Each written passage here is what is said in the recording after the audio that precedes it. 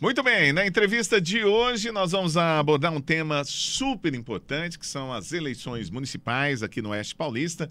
Estou tendo a honra de receber um juiz responsável pelas eleições, juiz eleitoral de 4 cidades aqui na região, que é o Michel Feres. Muito obrigado pela sua presença aqui conosco. Quais são, primeiro, bom dia, né? E quais são as cidades que você vai atuar?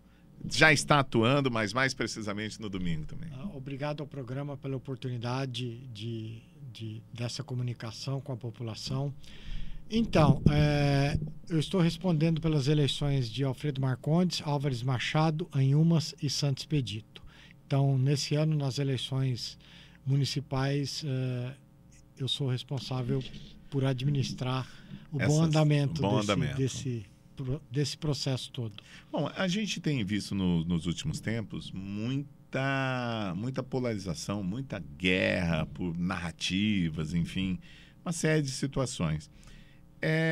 Eu observando por Presidente Prudente, eu não vi que essa guerra de direita e esquerda conseguiu ir para dentro das cidades. Ficou aquela guerra normal, aquela disputa normal. Pelas cidades que eu tenho visto, parece que a disputa está sendo, de certa forma, equilibrada e com proposta. Nas cidades que o senhor está atuando, tiveram muitos questionamentos jurídicos, muitos pedidos de direito de resposta para tirar coisas do ar? Até o momento, houve algumas impugnações de candidatura, isso faz parte do processo.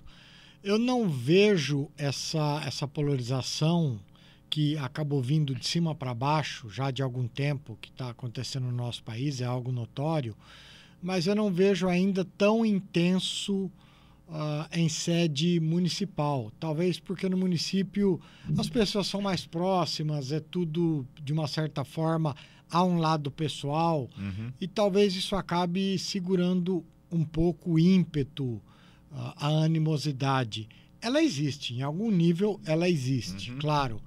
Mas até o momento dá para perceber que tem se mantido num patamar que a gente pode se dizer dentro do jogo eleitoral, faz parte, um exagero ou outro, um xingamento ou outro, um abuso ou outro, isso acontece.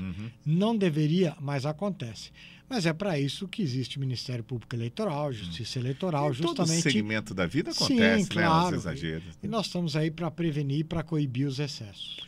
Doutor, nas últimas eleições, a quantidade de pessoas que se abstiveram de estar votando foram muito grandes. Nessas cidades onde o senhor tem esses números, tem a expectativa de comparecimento às urnas no domingo? Então, ao que eu me recordo, nas eleições, vamos dizer, nas eleições nacionais, o índice de abstenção, ele gira em torno de 30%. É um índice altíssimo. Altíssimo, né? Na verdade, é um número que definiria a eleição se resolvesse votar. Sim. Eu acredito, e aí eu não vou te dizer com dado científico, porque eu não tenho, mas eu acredito que por ser eleição municipal e o munícipe estar muito mais próximo do político, que talvez esse índice seja menor. Eu não sei te dizer quanto, mas eu acredito que ele não chegue, talvez, ou fique algo em torno de 20%. Mas aí é uma intuição, não é uma informação.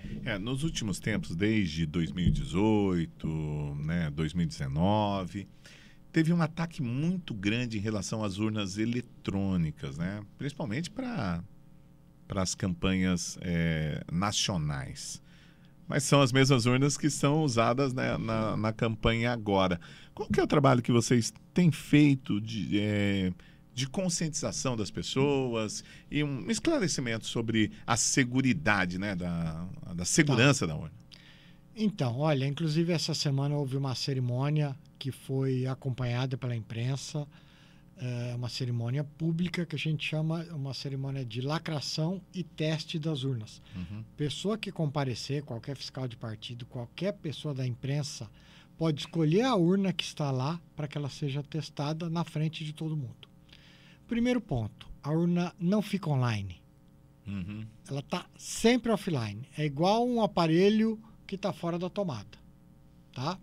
O único momento que ela fica online é no momento da transmissão de dados, da apuração e transmissão dos dados daqui, das zonas de votação, para o TRE e para o TSE. Mesmo assim, ela só fica na rede interna, no circuito interno do tribunal. Então, eu desconheço qualquer prova de que tenha havido fraude em alguma urna eletrônica até hoje.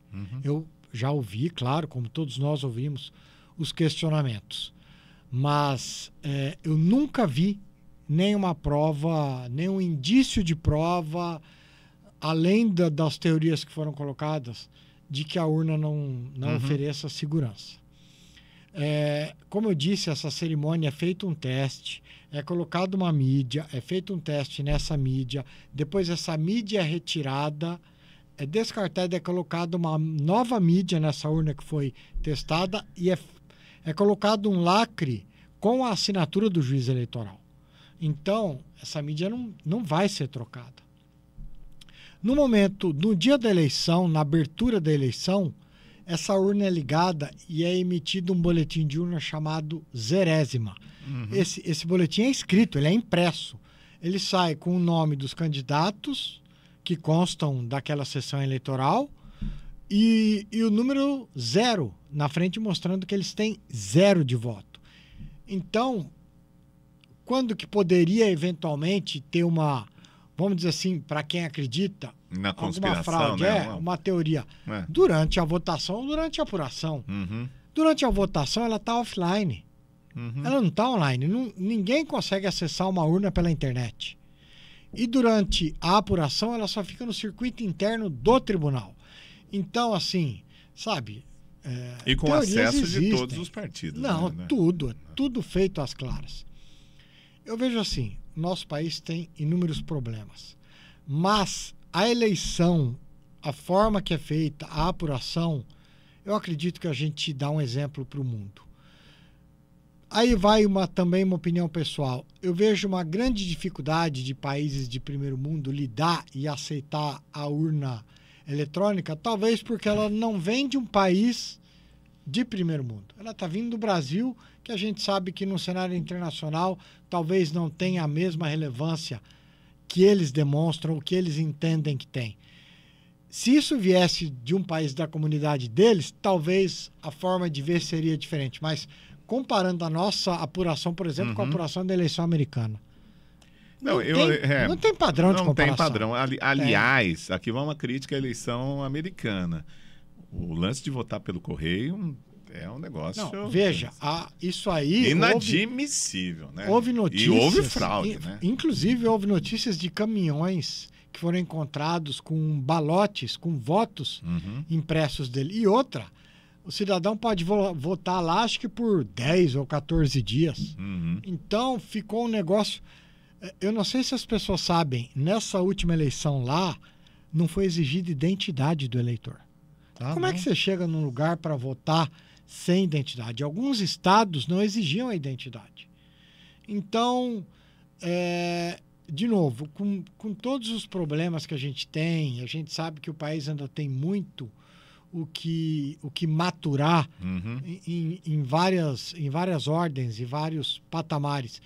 Mas o trânsito das eleições, a forma de administrar, o dia da eleição e a apuração em si, com todos os problemas que isso traz, eu diria que a gente, em algumas pontas, a gente dá um exemplo para o mundo e a apuração é uma delas. A forma de se conduzir a eleição é uma delas. Doutor, vamos falar de algumas coisas aqui que é mais relativa ao dia da eleição, que é domingo agora. A véspera, né, ali do sábado para o domingo, ainda na última eleição, ainda teve muito papel jogado na porta. Os candidatos fizeram bastante isso. E eu sei que tem uma ação da própria Polícia Federal em cima disso. Acho que nas últimas eleições trabalhou com drone, mas eu não vi ninguém ser autuado, alguém ser reprimido de alguma forma. Como é que vai ser o trabalho esse ano para reprimir esse tipo de ação? Nós tivemos uma reunião com as polícias, Polícia Civil, Militar, e federal. Esse assunto foi especificamente abordado. Eu mesmo trouxe esse assunto à baila, porque a mim, pessoalmente, crime à parte, eu vejo absolutamente como um ato de uma falta de cidadania e de educação tremendas. Eu vejo assim, o político que acha que ele vai ganhar ou deixar de ganhar uma eleição, ou, sabe, seja vereador, seja prefeito, porque ele vai emporcalhar a cidade, é um pensamento tão medíocre, tão mesquinho, e tão, assim, antiquado, retrógrado, que eu gostaria de crer que nós estamos amadurecendo para que o candidato perceba que não é por isso que ele vai ser eleito. Muito pelo contrário. Todos nós somos eleitores. Eu também voto. Eu vou falar uma coisa para você. Se eu estiver no caminho da minha casa para o meu local de votação e ver que o meu candidato fez isso, ele vai perder o meu voto. Ou eu voto em outro candidato, ou eu voto branco, ou eu voto nulo, mas eu não vou votar num candidato que demonstra desrespeito à lei criminal, desrespeito à lei eleitoral, desrespeito à cidadania e desrespeito à educação básica. Doutor, e quais são as sanções que existem? Isso é crime. É crime. Isso é crime. Além de tudo, vai responder por um processo criminal, vai responder perante a justiça eleitoral, e isso pode trazer consequências, inclusive, para o próprio a conduta candidato. tem que ser individualizada também, né? Às vezes não é o candidato que fez. Não é fácil, claro, não é fácil que o autor dessa conduta seja preso, porque ele é feito de madrugada, na calada da noite. A polícia nem sempre dispõe de um efetivo para conseguir... Está na porta de todos os colégios, todos os lugares. Então, isso teria que partir do próprio candidato para os seus correligionários, para os seus cabos eleitorais, e ter uma postura clara. Olha, eu não quero que isso aconteça. Mas tem sido aplicado multas em relação à campanha? Sim, mas é difícil, como você disse, saber quem fez. Porque também tem gente que faz para prejudicar o outro. Tem isso. Né? Entendeu? Isso também. Então, não é fácil. Por isso que eu falo, esse tipo de conduta é uma coisa que a gente tem que trabalhar muito mais na ponta da civilidade, do civismo, da educação e do respeito, do que propriamente de uma vitória eleitoral. Eu tenho visto que nas últimas eleições, tenho acompanhado de perto as últimas eleições, a gente avançou muito, né? Aquela questão da compra de votos, cesta básica indo para um lado, gente com dinheiro para o outro. Na última eleição, praticamente não ouvi nada nesse sentido, né? Mas a polícia está atenta a esse tipo de ação que é feita na calada da noite, né? Então, é outra conduta que infelizmente ainda acontece. Eu sei que acontece. Também foi um tópico abordado... Nas cidades menores, igual que o senhor está cuidando aí? Não, então, até a data da reunião que eu tive, não houve notícia nenhuma nesse sentido. Sabendo de fatos pretéritos, nós já traçamos uma estratégia. Eu, o Ministério Público e as polícias. Se está surtindo efeito, veja... Vai contar a estratégia para nós aí? Não é um segredo de na verdade, houve uma estratégia preventiva, foi conversado sobre isso, porque não é minha primeira eleição, já fui juiz eleitoral de várias outras eleições, e eu tento lidar na prevenção dos crimes, mas sabedor dos recursos que eu tenho e da realidade que eu enfrento. Eu não tento usar de bravatas, ameaças ou esse tipo de coisa.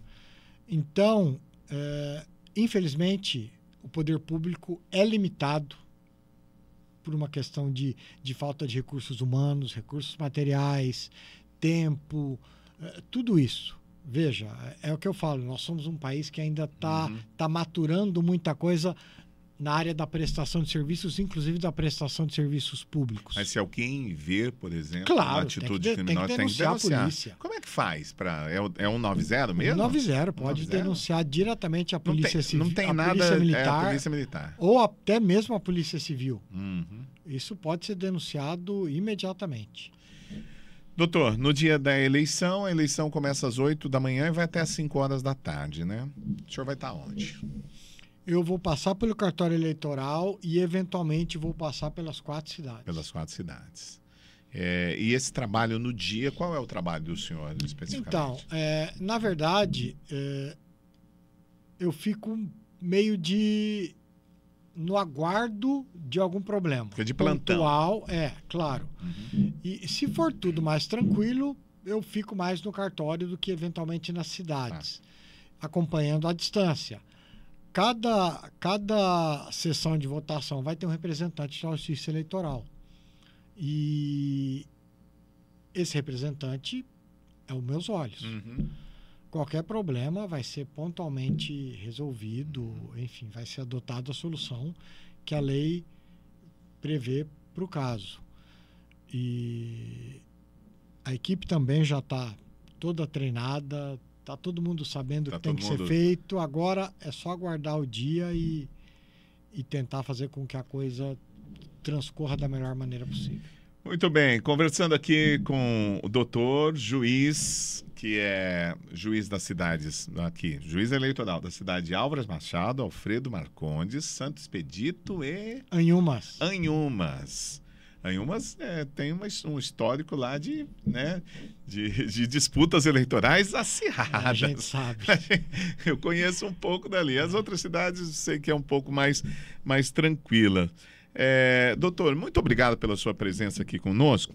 E eu queria deixar os microfones da Mix, as câmeras, enfim, se o senhor quiser olhar até para a câmera, para passar um recado para a população dessas cidades, enfim, para os eleitores. Novamente, primeiro eu agradeço a oportunidade de poder me comunicar diretamente com os seus ouvintes, seus telespectadores, enfim, as pessoas seus seguidores. Uhum. Quero agradecer a oportunidade, a gentileza e, com relação às eleições, dizer que o eleitor pode tranquilamente votar, que ele respeite as regras do jogo. No dia da eleição não é permitida nenhuma forma de propaganda eleitoral, a não ser a propaganda silenciosa. O eleitor pode ir com a camiseta. Pode ir com a camiseta, pode ir com o boné, pode ir com o bottom. Que o eleitor evite se reunir com outras pessoas com camiseta também na via pública e principalmente dentro das sessões eleitorais para evitar qualquer constrangimento. Uhum. Não é permitida a boca de urna. E um detalhe, quando o eleitor se apresentar na sala de votação, que ele colabore com a equipe, porque haverá uma mesinha ao lado, uhum, para que ele deposite o celular dele, porque ele não pode entrar na cabine de votação com o celular. Ele não pode filmar? Nada, porque isso comprometeria a privacidade do voto. Sim. O segredo do voto. Então, vai ser solicitado que ele deixe o celular dele lá, que vai ficar à vista para ele. Ele votou, volta, pega o celular e volta para casa. Então, que ele respeite as regras do jogo e tudo vai correr Sobre bem. bebida, como é que fica Não nessa tem ocasião? problema. Ele não tem problema o uso de bebida alcoólica no dia da eleição. Evidentemente que se alguém chegar a um local de votação com sinais de embriaguez ou alterado, ele pode ser impedido de votar ou tumultuar o local. Que alterado pode ser qualquer outro tipo qualquer de coisa, substância, droga, bebida. Então a recomendação, evidentemente, é que ele não ingira nenhuma substância alcoólica ou nenhuma substância entorpecente, evidentemente, antes da votação. Se ele for para a casa dele, enfim, tiver com a família lá no seu lar, na sua privacidade, aí ele faz o que ele entender que deve. Doutor Michel, muito obrigado pela sua presença conosco aqui na Mix, por esse tempo. Eu sei que seu tempo é muito precioso. Obrigado ao Carlinhos, que trouxe também aqui o Michel para estar falando conosco na Mix. O Michel falou que ele é tranquilo aqui, mas o cara fera, hein? Ele é severo. Já não falar, você não brinca não. Olha, gente, domingo tem eleições, vamos votar consciente, vocês de toda essa região aí. Lembre que quando a decisão, o seu voto aí está decidindo o futuro da cidade pelos próximos 4 anos e que podem ter feitos muito maiores do que 4 anos. Então, isso é muito importante que você escolha muito bem. Valeu, até o nosso próximo encontro.